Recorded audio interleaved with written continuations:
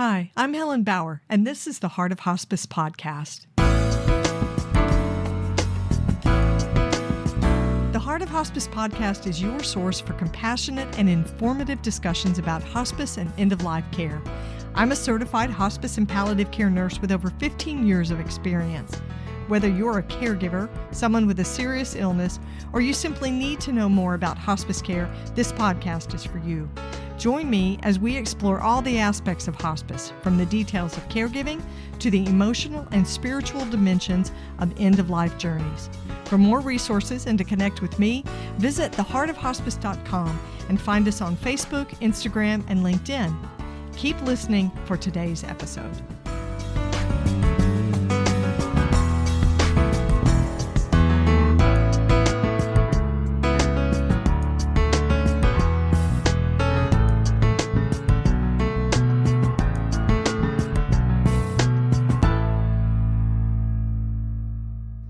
This is the Whole Care Network.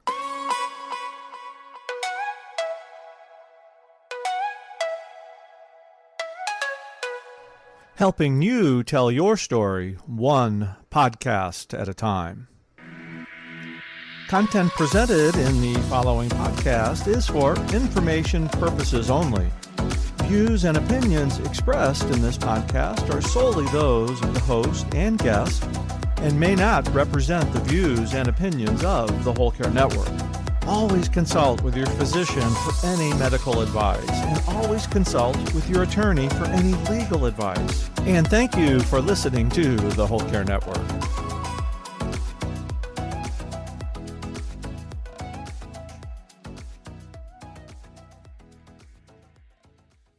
This episode of the Heart of Hospice podcast is being sponsored by bkbooks.com.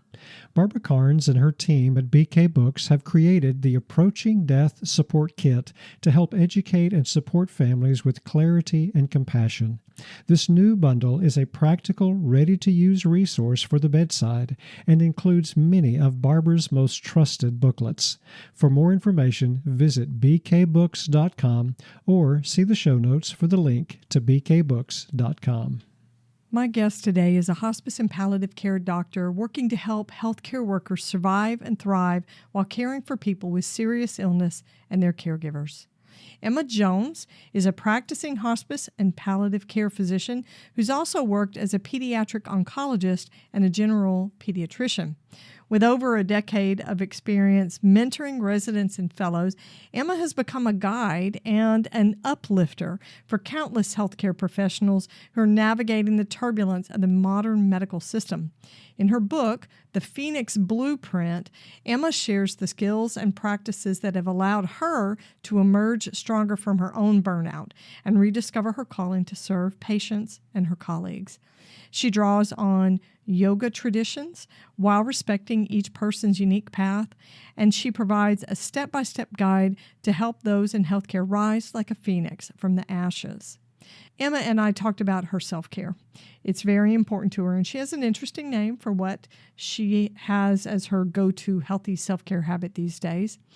Emma experienced a very intense burnout that ended with a strong emotional event that affected her job and her personal life. As a physician, she felt like when this happened that she had lost part of her identity, and now she helps other physicians to avoid that kind of burnout. You can connect with Dr. Emma Jones on emmajonesmd.com, and you can find her book, The Phoenix Blueprint, on Amazon and in major bookstores. Stick with me for this conversation. It's really an in-depth look at how burnout affects not only hospice and palliative care physicians, but all healthcare workers who are supporting people with serious and life-limiting illness. Great conversation. There's a lot to learn.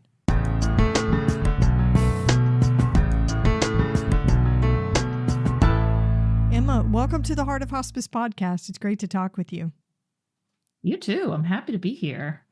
Thanks for having me. We've already had a good connection moment off mic. We're going to have a great conversation today, and I'm looking forward to this. But I want to ask you a question so my listeners can get to know you. What is your favorite self-care habit these days?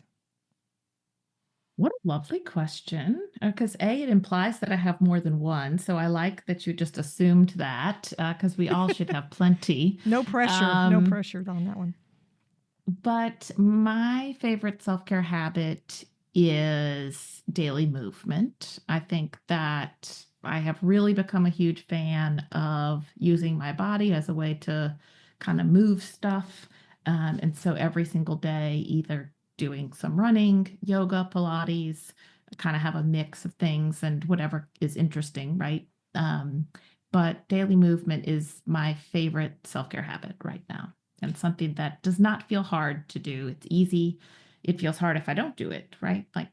So that's sort of the definition of self-care. And I really enjoy that one too, because it's so different than I used to be. When I used to work at the hospital, my ideas about exercise were like it was torture. And I was like, I know you're supposed to exercise, and people tell me I'll feel better when I exercise, but I never wanted to do it. I just wanted to come home and veg out.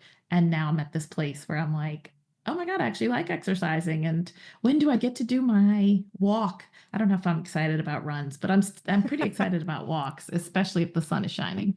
Well, and when you get busy, isn't exercise one of the things that, okay, maybe it starts as number 4 on your list, but then as you get busy, oh, I have to go to the grocery store, it drops to number 6. One of my kids has a project to work on. Oh, it's number 11. And you keep pushing it down on your priority list to the point where, it's not going to happen. Yes, which is why I have reframed this or call it daily movement, so that I don't have to think about, I have to do a big exercise routine, or I have to go to an hour-long class or whatever. If I just go outside and walk around the block, that counts. Like I did some movement. I also do a lot of actual moving things throughout the day. I'll just stand up at my desk and jump up and down, or I'll do like, a little shake. I do a lot of kind of somatic exercise, move stuff somatically through, um, that I've learned over the years. So like kind of all of that. It's not just like traditional exercise, but also just moving my body. And like just getting up and standing. I have one of those desks that, goes up and down so that I can even just change position, or I can flip myself around in my chair, and just recognizing that my body is part of me, and that moving it around is actually a good thing to do. That's super healthy. I love that. Awesome. Thanks for asking. Yeah, I'm glad I used that question for you. This is good. Well, we're going to be talking about some serious stuff today. We're going to be talking about your book, The Phoenix Blueprint, which is an amazing resource. And we're going to start with talking about the event in your life that was really the catalyst that led you to reset, recenter, restructure how you took care of yourself, how you managed burnout, and really manifested in the book that you wrote and the work that you're doing now. So I want you to tell me about this event because it's big. Tell me about what led up to the work. How did this get started? Well, before I tell the story about the kind of big incident, I do want to set the stage that sometimes I say that I burned out twice in my medical career, but that's a lie, that I really never recovered in between there. So I had one big crash when I was in second year of medical school, and I almost didn't graduate because I was in a really dark place. And then I got what looked better from the outside, but like I never developed any better habits or really changed anything. I just sort of got a little tiny bit of breathing room so that I could kind of get back on the doctor path. And then I went through residency, fellowship, got my first job, went on to get training in palliative care, took my first palliative care job at a very prestigious institution. And all the while, just, put it on the good face and like keeping all the plates spinning. But inside everything was still a real hot mess. So after the story that starts off the book, that's the introduction to my book, happened about 5 years into me working at, a job at a large children's hospital. Very intense, high pressure job, very busy service. And every single case, I was doing pediatric palliative care. Like every single case is like the hardest case. Like there are not any easy ones at a quaternary academic children's hospital practicing palliative care, right? If it was easy, they wouldn't have consulted us. Right. So that was sort of my day to day. And I had two little kids, and my husband's also a doctor. And we had just moved from Louisiana to Boston. So I didn't have any family support system. So, like a real like low stress situation we were in there. Right. No pressure from any of that. No pressure. So really just in a pressure cooker. And things had kind of been, going down, going down, going down, going down. But as things often do, right? If you don't take the time to look at what's going on and deal with your things, do good habits, get support, ask for help, take days off, get mental health support, well, all these things that we know to be good, if you don't do it, something's going to do you. And that's what happened to me. So basically what happened on this very dramatic day was that I was in a family meeting with a family of a young child who was very, very sick. She had a heart that was congenitally malformed. And so our doctors at the Children's Hospital had been doing everything that they could to try to put it back together to function as best it could, but were unfortunately not successful, as is sometimes the case in medicine. We can't fix everything. I mean, she was in the ICU for several months on a high degree of support, pretty much every machine that you could imagine, breathing machine, ECMO to do cardiac support, dialysis machine to replace kidneys, IV feeding, like everything was being supported for this child for months. And the reality was that she was not fully sedated throughout most of that time. So this was really hard for bedside staff to watch, certainly for our palliative care team to watch, to know that not only was this existentially a really challenging situation, that this child kind of like didn't have a path to recovery, but we couldn't admit that, but also that we weren't really doing a great job at treating her symptom burden either. And so I walked into this meeting in my like fully burned out state, totally reactionary, like no space at all between stimulus and response. Like everything that people were saying, I was just reacting to because of the state I was in.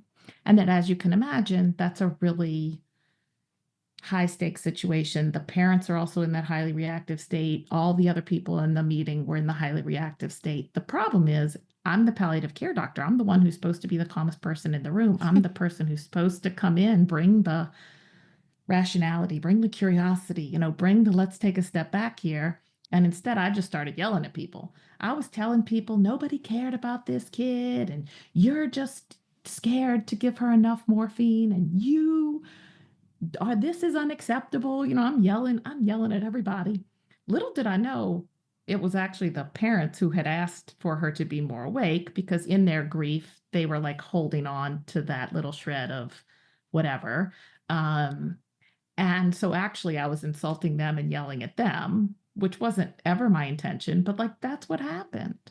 And so this is just disaster, right? And it was very weird dynamics too, that like half the people in the room were like, good, like thank you for yelling, because they were also really burned out and somehow thought that was a good idea. Yeah. So I'm sure you were doing what they wanted to do.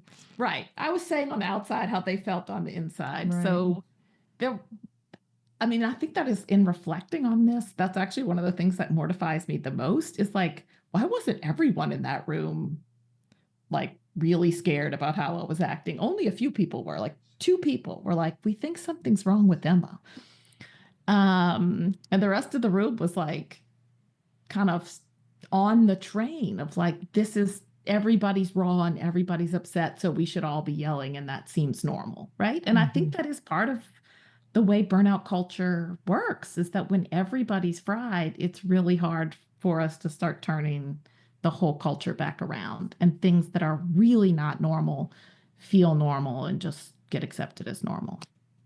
So anyway, that whole thing happens, and pretty quickly within the same day or early the next day, I was called into my boss's office, and she was like, you got to go home. Like, I don't know what's going on with you, but I'm taking you off of service. I've covered all your weeks. Like, just go home and sort this out.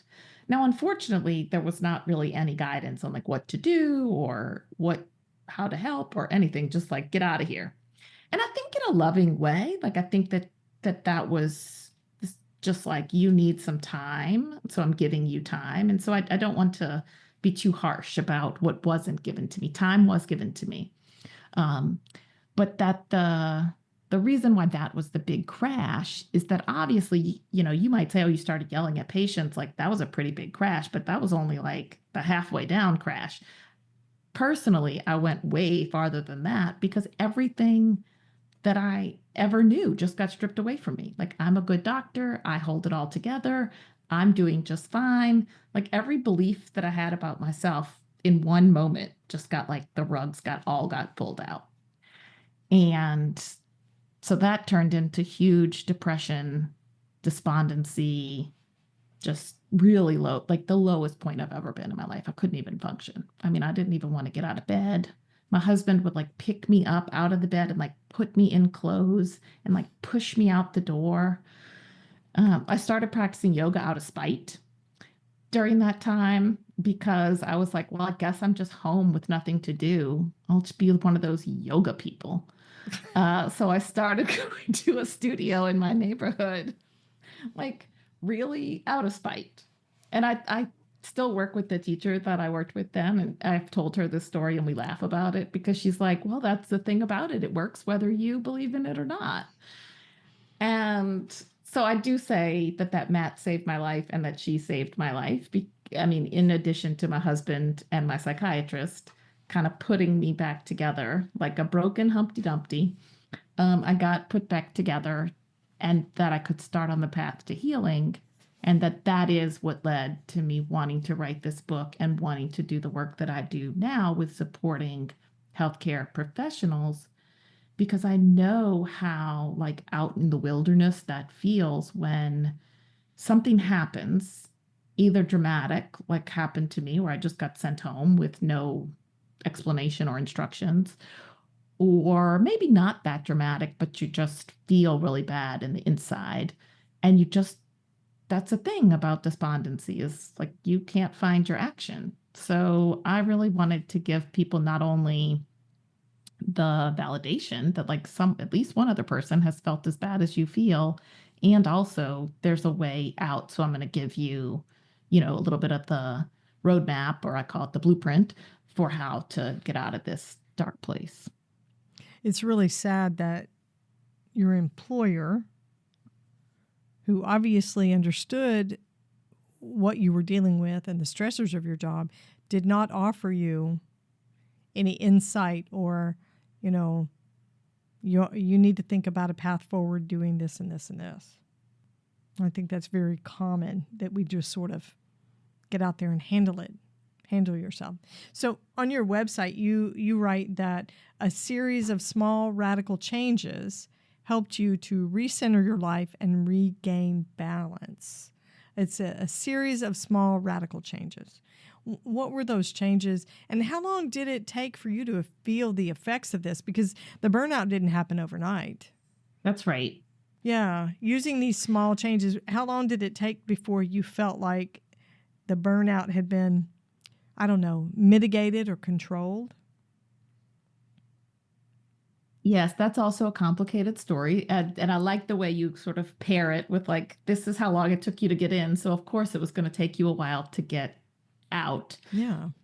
I think many times we don't think about it that way, that, it does take time to unwind and to recover and to heal. And that for me, the radical changes the things that I think are most radical was rest, really just doing less, being okay with less. That was really like the first time that I'd ever done that in my life, to actually take, like, I never took a vacation. Like, even on vacations, I had a phone and a pager and I was answering and doing things. It was just working from a different spot. So that was huge. And then boundary setting, really just being able to kind of separate myself. Again, it was involuntary at first, but that taking that opportunity to say, oh, maybe I was a little bit too attached to this, and what boundaries do I need to put in place? Those were the things that felt radical to me. I mean, I can't even describe how radical those changes felt, from the baseline of like medical culture, doctor psychology, to I can take a break and I don't have to be so attached to my role as a doctor. The thoughts that went through my mind when I was in this time were like what I call light SI, because I didn't have a plan and I wasn't actually going to do anything, but like lots of like, well, I mean, if I can't be a doctor anymore, like I don't even think I should even be alive. And I think a lot of people think that this is why the suicide rate is so high for physicians. Well, it screws with your identity. Yes. Yes, because of the work that a healthcare provider does, a nurse, a physician, chaplain, social workers, all of us, all these different disciplines, because of who we are and how we're wired and how much we work to get to these jobs that we do, it's really keyed into our identity so much. So when you strip that away, it's like losing a part of yourself and you're like, who am I? Do I have any worth if I'm not doing this work? Exactly. And that one of the other radical changes that I had to make was really admitting and coming to an understanding and doing some practices and some exercises to really realize that like spirit core, and that I had one, and that was a thing, like that was part of humanity, was like we were not just the wrappers that people see. We were not just these identities of our work or even of our non-work identities. We're something, like there's some spirit center. And I developed language for that through yoga philosophy and through studying with some of the spiritual care people on our IDTs, quite frankly, but I had to come to that understanding, because I think the medical culture does not really allow for that very well either. So those were the sort of like key elements. The 5-week leave was transformational in that during that time, because I was working with psychiatrists, because I was, out of spite practicing yoga, but it was doing its thing. Right. And because I was kind of intentionally saying, like, I'm a fixer. So like when I was like, okay, people who don't know what they're doing, who are people who know about that? People who've like had tragedies. Let me read some books about like post-traumatic growth and like what happens when you have a tragedy. So that was the space I was in. Like I was just trying to figure it out. And it was all about central core spirit type of stuff. So I started figuring that out, and I touched peace. Like during that 5 weeks, there was at least one moment where I was like, this is what it feels like. Never in my life until that point had I said would I have ever said I ever felt good. Now, I didn't know I felt bad because I never felt good before, but I touched it. I touched it one time. I didn't know how to stay there. I didn't know how to like go back to work and maintain that. But like, at least I knew, okay, this different kind of feeling exists. And now I know what I'm looking for. But other than that visit to the nice place, everything else took a lot of time, because then, 5 weeks at the beginning of it, I thought was a long time. But then by the time it was over, I was like, oh boy, now I got to go back to work. I haven't figured this all out yet, how to actually go back to work. In 5 weeks. Yeah. Yeah. In 5 weeks. So I still was kind of like walking wounded at that point, but could get back to functioning, and then was continuing to do the things that I had been doing during the 5 weeks. And then the lockdowns actually were a hidden gift for me. The forced slowdown and the space to breathe and getting away from some toxic workplace dynamics, because we did pretty much take our entire palliative care operations remote for a period of about 6 months. And then having time to like do hobbies, even though there were weird things that I would have never thought about doing. Like I didn't write in my journal, like, I hope I get to have a sourdough starter one day. But it was really fun to have that time and space to just kind of be, right? Like just be a person. Yeah. So that was like another little visit. Like I got to touch peace again, weirdly, right? Because that was such a stressful time for so many people in healthcare. But my experience of it was a respite that I needed. And then the big turning point where I couldn't actually heal until I changed my circumstances. I had to get out of the situation. And the big turning point was when, things were opening up again and all of my institution was like, oh, great, we can just go back to normal. And I was like, oh, we're not going to change anything? Like, we just changed so much so fast. We just proved we could innovate. And our response is like, let's just go back to the way things were. Right. I'm out. Like, that was like my last straw. Like, I was like, I am not aligned with this. This is a value mismatch. It always was. Like, I'm a community facing person. Being in the hospital walls was always going to be some friction for me. But that was really like, oh, this is too much to get over. And then once I jumped out and came into community hospice, pretty quickly, like within months, everything sort of untangled and unthawed and like my muscles unkinked. And I mean, I didn't take any time off. In fact, for a little while, I was working at both jobs, but I felt like I was on vacation for like the first year that I was in my new job. I was like, I kept saying like, this is so easy. And people were like, you're a hospice doctor for children. Stop saying that. You sound like a real crazy person. There's nothing easy about that. Don't say it's easy. But compared to what you were doing. Was compared, and the match was there. Like the match with what I excel at, what I wanted to be doing. Like, so the ease was there. It wasn't easy, but there was ease in it. Does that make sense? Yes. I am loving this conversation, but we're going to take a break right now. There's more to come. This episode is being sponsored by bkbooks.com. If you're caring for someone at the end of life, whether you're a hospice professional or a family caregiver, you know how important it is to have the right support and information. Barbara Carnes, award-winning end-of-life educator and hospice pioneer, has created a bundle of booklets that's an essential resource for anyone supporting a dying person. The Approaching Death Support Kit from BK Books offers practical guidance and compassionate insights that ease fear and help caregivers know what to expect during the dying process. The bundle includes many of Barbara's most trusted booklets: Gone From My Sight, By Your Side, The 11th Hour, Pain at End of Life, and her newest title, Always Offer, Never Force, and more. All designed to gently guide families through one of life's most sacred and challenging moments. Whether you're a nurse, social worker, chaplain, or end-of-life doula, this kit is a powerful tool to support your work. And if you're a family caregiver, this was made for you too. These resources offer compassionate answers when you need them most. BK Books offers quantity discounts for teams, agencies, and families. So visit bkbooks.com to explore the Approaching Death Support Kit. See the show notes for this episode for a link to bkbooks.com. So when you look back now, and even during that time when you were sort of recovering from the burnout, did you have a realistic sense of how bad it had gotten, or did you look and you're like, holy crap, how did I get this way? When did this get so bad? I didn't realize I had let it get to this extent. When did you have a realization of how deeply embedded in the burnout you were? I think I'm still figuring it out.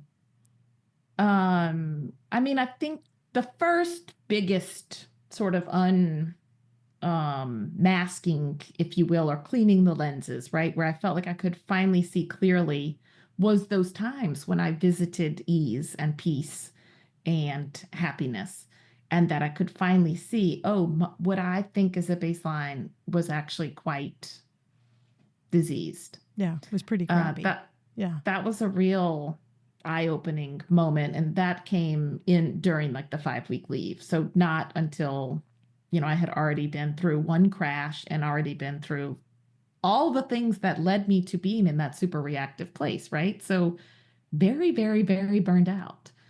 I remember sometimes before that this is an example I was thinking about today.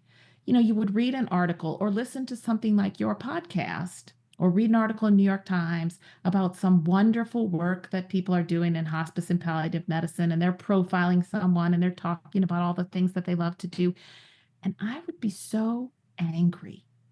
I would say, oh, it must be nice for those people to be able to just love their jobs and do these lovely, angelic things. But I'm over here just trying to keep the wheels on.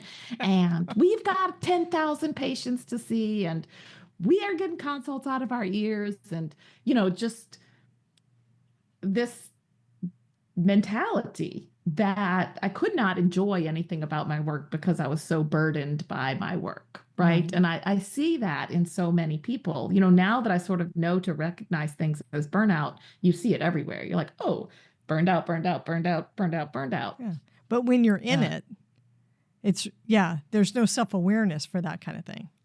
Not at all. No. Not at all. But I think the resentment, and I was mad at patients too. And so I think that's one of the kind of signals that I do try to clue people into when I work with them of like, yeah, do you resent your patients? And they're like, yeah, sometimes. I think they're really whatever. Like, I wish they didn't have this problem. And I'm like, I can work with them and say, and like, these are people who know how to be compassionate. So they know how to kind of turn it around in their mind. Like, they'll say, oh yeah, sometimes I do think that, but then, I don't think that's reasonable. So then I change it to this other thought. And I'm like, yeah, but you thought that. So like, that's a signal. Like, that's not who you are to be resentful of your patient. That's not your core. That's a red flag. Yeah, exactly. Yeah. Cause I know these people, but that every person, every encounter between a clinician and a patient, where the patient doesn't get the love and attention, presence, care, everything that they need, there's some degree of burnout from that clinician that's driving that. Absolutely. And that's why this is kind of where I've chosen to target my non-clinical work, because I think this is how we improve care. I used to work in quality improvement, systems improvement. And so I was really thinking like at the more like an engineer, right? How do I put things in place so that we can't fail and make highly reliable systems so that that's how we improve care? Right. And I don't think that's wrong, but that's one way to do it. And my way is like, if I make the people better and I get the people out of this mucky cloud of burnout that most of healthcare professionals live in right now, we're going to improve care because the core is good. The core is compassion. The core is like wanting to do the right thing for patients. There's just so much that's like clouding it all up right now. Yeah, let's face it. It's messy. The kind of work we do is very messy. So I think you've already answered this question, but do you think physicians get the support they need when dealing with burnout? No, not at all. Yeah, no. Not even close.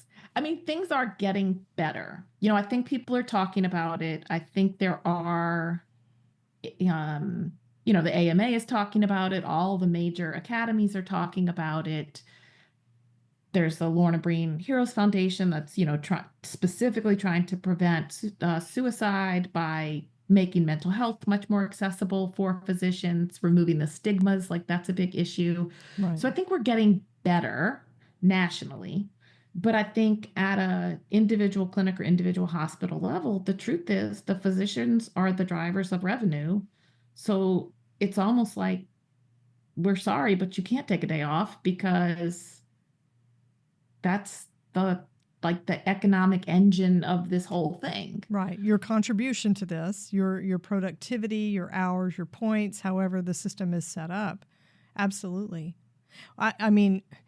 I've worked hand in hand with physicians, and I can count. I probably only have one physician colleague who is a friend who's good enough to call me and say, I have this serious imposter syndrome. I'm doing a talk. I had a case, different things like that. I think that's unusual. And I think there is a lot of stigma behind it. Nurses have this camaraderie. We have, I don't want to say sisterhood because I mean, we do have male nurses, but there is a feeling of being unified in the work that we do. And I think physicians, that's a show of weakness. You're designed to take a licking and keep on ticking, to keep going regardless. So how can we mitigate some of those? How can we help our colleagues? Let's start with that. How can we help our colleagues? This is what I think about interdisciplinary teams for community-based hospice care.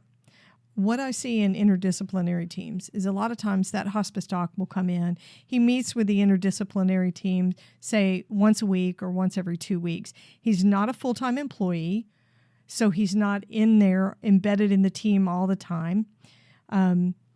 He has professional contact during the meetings. He's accessible to nurses all the time. He or she is accessible to nurses.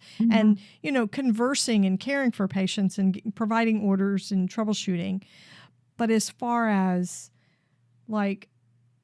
if we are supporting each other in the office because we've had a string of deaths, or even inside a GIP unit where they've had a really bad shift and lost 6 patients in a day, that hospice doctor is not necessarily there experiencing and expressing his or her grief to the team and receiving support from the team. I think they're a little bit isolated, maybe a little bit, I would use the word disenfranchised inside the hospice team itself. What do you think about that? I definitely can see that. I have the privilege of working at a very large hospice organization where we have many physicians. So we kind of have our own cohort, many of us who have experience for a long time, right? So we have an ideal situation. But my colleague, halfway across the state works at a smaller hospice. She's only one doc. Right. And is exactly the situation you described, right? She's not even in the hospice all the time. Most of the time she's working at the hospital in a different capacity. Right. And that is probably the norm for most hospice agencies across the United States. So, what are those people going to be susceptible to? I think the isolation is huge, and naming it, asking about it, and I think the way that the hierarchies of medicine are really turned on their head in hospice. So that's actually another driver for physicians, because it can be very confusing. When I'm in the hospital, there's sort of a hierarchy structure where I understand where I fit, but then on the hospice team, I'm actually kind of like this person hanging off to the side. Yeah. And it's a different culture. It's a different culture. As a nurse, I have to tell you, I've been a nurse for almost 35, 36 years. I absolutely love that. Yeah, the autonomy that the nurse has, and we're talking across, each discipline has an equal footing inside the engagement of the care of a patient. But it is really counterintuitive for a lot of physicians. It's just not what they're used to. Yeah. I think that your hope or your thought that the IDT supports each other is great. And I do receive a lot of support personally from our IDT team members, particularly spiritual care. And I receive that mostly when I'm at the hospice house, when we're physically together, and I can sit down in the office and chit chat, just like you just described, right? Like, this is kind of how we get support as humans. Of course, there are formal systems. When people work with me as a coach, they make an appointment and it's just their time. Right. That works really well. Obviously, I believe in that model, but I also believe in all the little in-between support that we do for each other. The stuff that happens on the fly when somebody says, "Hey, how are you?" Yeah, exactly. Yeah. So I think that our agency intentionally mixes our assignments so that we have time out in the field and time at the house as physicians, so that we do have some time where we're actually kind of like in the mix. And because we have a large agency and a large number of physicians, we have the luxury to do that. But I do think that including the physicians is probably important, like not saying, oh, they're just over there and not actually part of us, Right.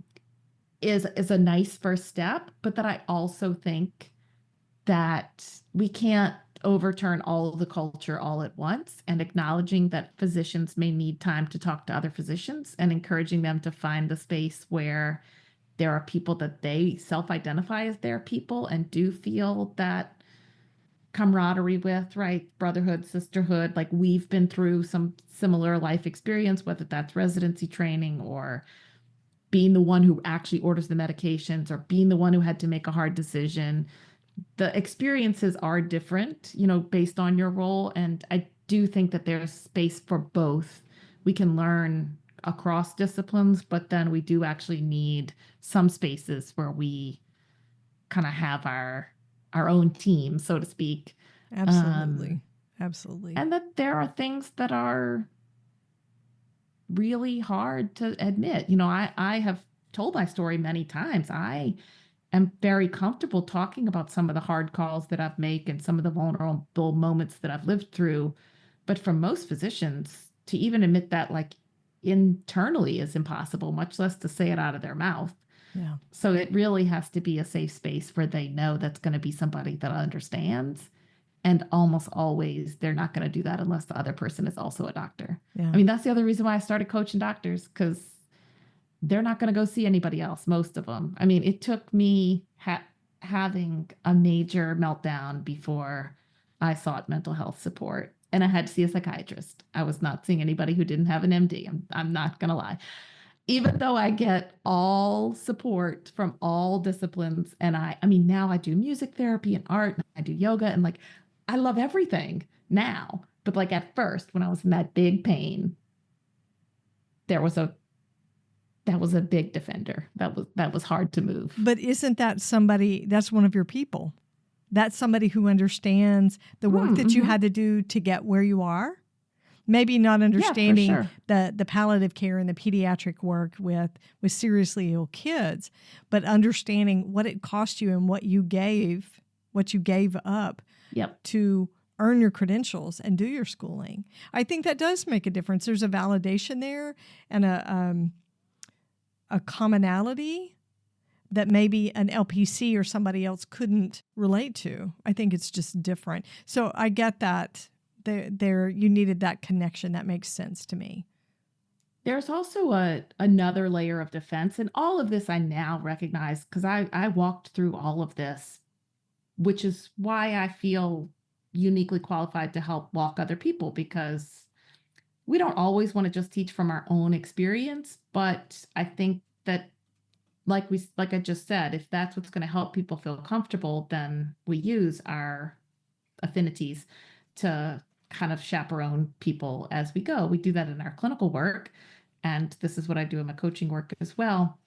The other defender was, I'm going to harm this person by what I'm telling them, and that the things that I have to talk about are so horrible that if this person hasn't always also seen equal amount of horror, I cannot tell it to them.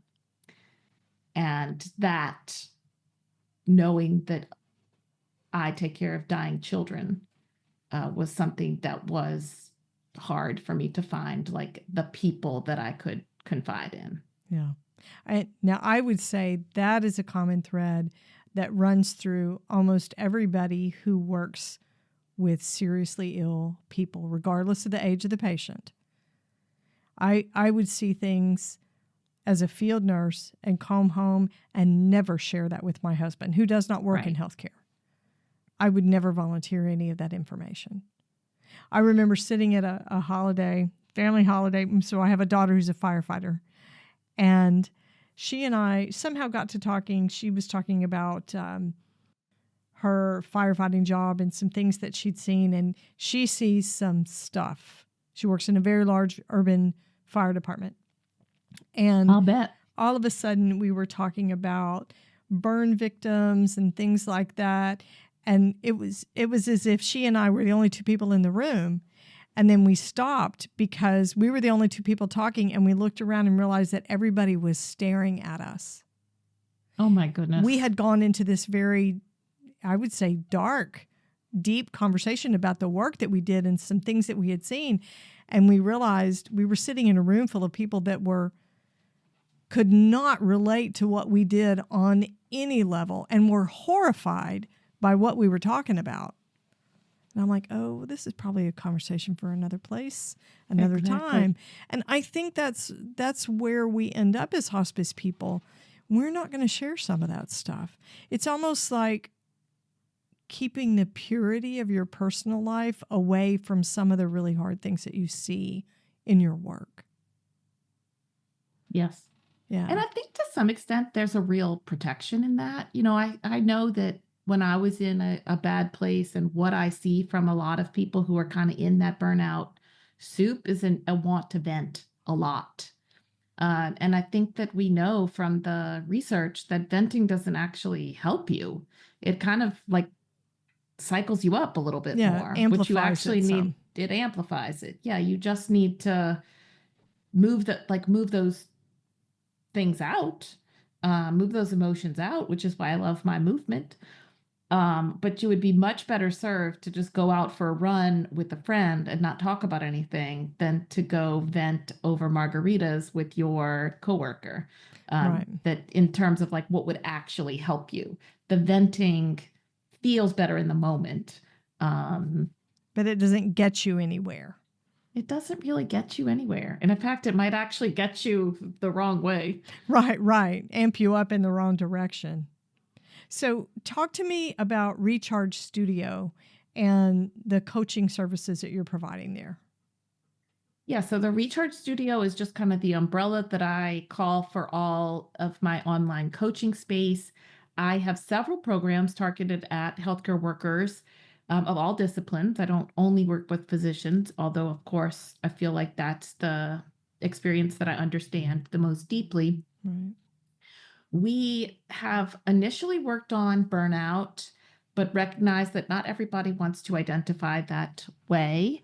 So now kind of work with what I call unstuck. If you feel stuck and you want to get unstuck, that's the way we frame our most recent program, and that we work with people online and can work with people in any state through a mixture of group coaching and kind of online video-based coaching. I do also do private one-on-one coaching for people who are in that real pain, deep, dark state and don't know where to start and don't feel comfortable jumping into a group. But one thing that is a theme of my missions across the board is accessibility and access. And I don't ever want I want to be able to have something at a price point that people can do it. And that group and video really allow me to have a way that I can do that. And that one-on-one and that high touch is for people who need that. But of course, comes with a higher price tag. Sure. So tell me how listeners can connect with you, look at your services, and find out where they fit in for your coaching. Great question. Thank you. I appreciate the opportunity. Check out my website, emmajonesmd.com. On there, you can find out more about the book, additional resources that we have, workbooks and worksheets that go along with the book. There'll be a link to where you can buy it, which is Amazon or any bookstore, as well as our current programs.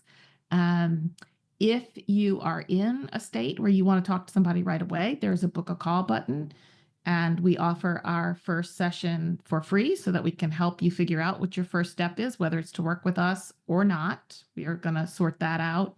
And if you feel stuck and want to get started with our 6-week program, we are open for registration, and you can just get a link there to get started, or you can email me and ask any questions that you have.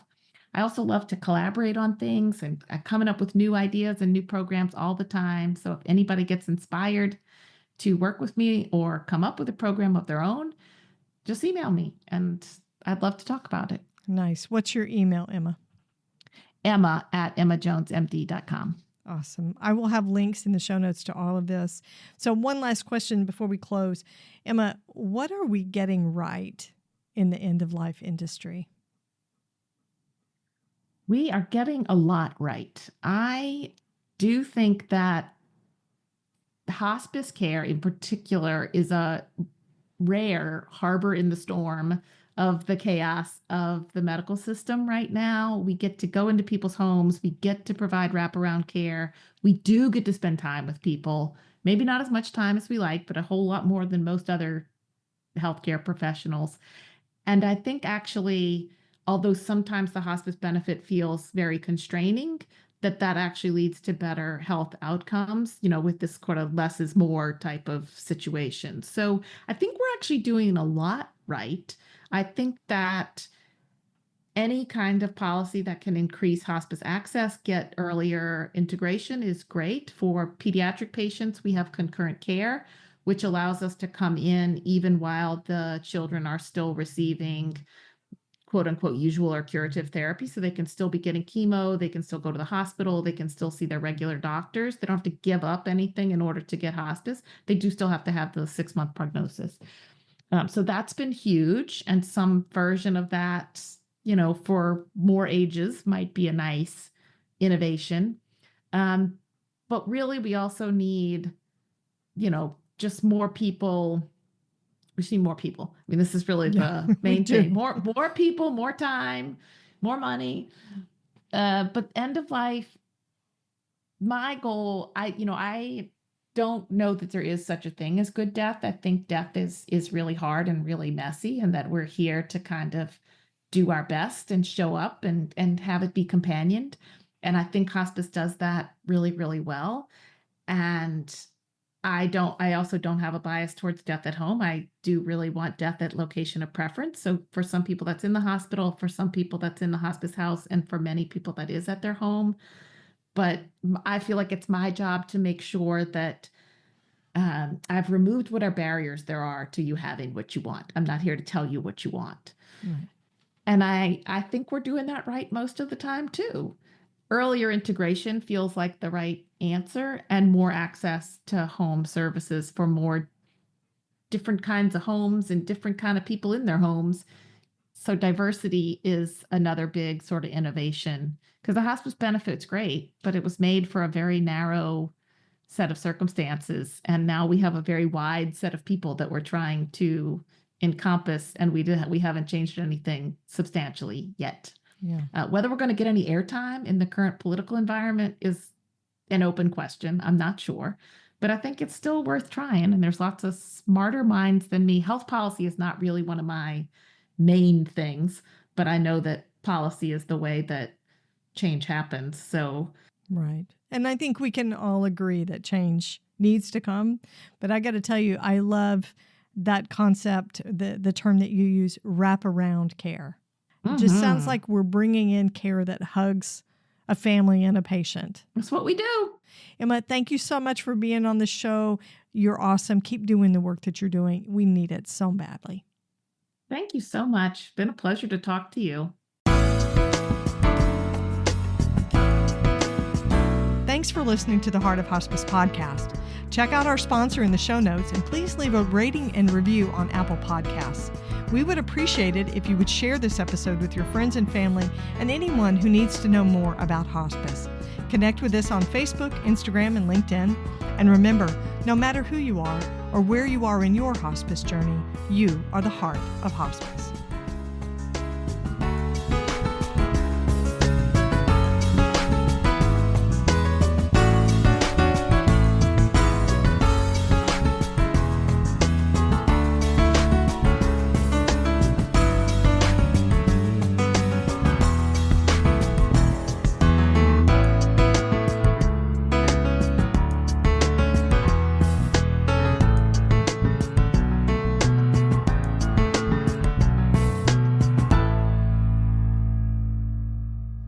This is the Whole Care Network.